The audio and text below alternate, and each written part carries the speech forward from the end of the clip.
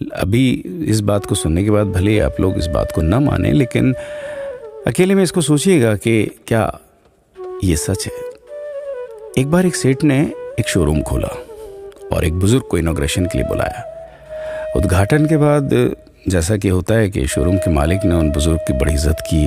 बड़ी इज्जत अफजाई करने के बाद उनको बताया कि देखिए, यहाँ पे 21,000 चीज़ें हैं इस शोरूम में बेचने के लिए। इसमें से आपको जो भी चाहिए, जितनी चाहिए आप ले लीजिए।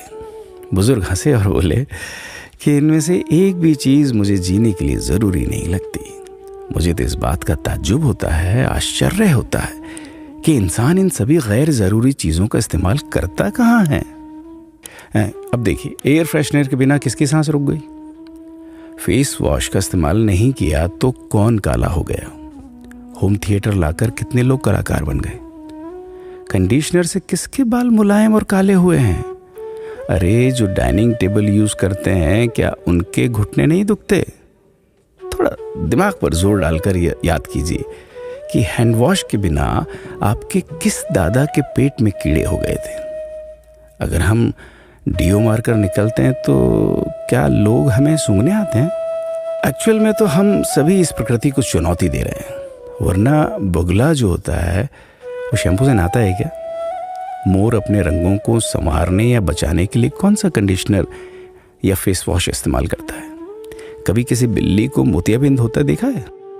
किसी खरगोश के बाल कभी गिरते हुए या सफ़ेद होते हुए देखे हैं?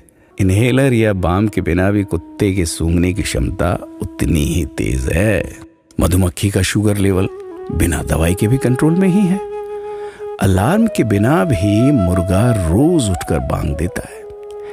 दरअसल इंसान पैसा खर्च करके दुखी होने की चीजें खुद ही खरीदता रहता है। नेट बंद तो दुखी, लाइट जाए तो दुखी, मोबाइल का चार्जर खराब तो दुखी, केबल टीवी कट जाए तो दुखी, मच्छर मारने की दवाई ना मिले तो दुखी, महिलाओं को मेकअप ना मिले तो दुखी, मैचिंग कपड़े नहीं मिले तो दुखी। आजकल इंसान 10 मिनट में 20 तरह से दुखी और परेशान रहता है। बाकी तो गुड़ की रोटी या प्याज रोटी खाकर हाथों का तकिया बनाकर पीपल के नीचे जो आराम से सो जाता है, उसे दुखी करने के लिए तो फरिश्तों को नीचे आना पड़ता है।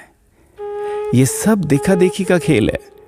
सच तो यह है कि सुखी रहने के लिए बहुत कम खर्चा होता है, लेकिन दूसरों को दिखाने में कि मैं कितना सुखी हूं, इसी में बहुत ज्यादा खर्चा होता है। जैसे जैसे सुविधाएं बढ़ रही हैं, दुखी होने के रास्ते भी खुलते जा रहे हैं। अगर आपको ये सब सच लगता है तो लोगों को जागृत कीजिए और फिजूल खर्च से बचाइए। दोस्तों, खुद सुखी होने के लिए खर्च कीजिए, दूसरों को दिखाने के लिए नहीं। हाँ, लेकिन अपना ख्याल रखिएगा।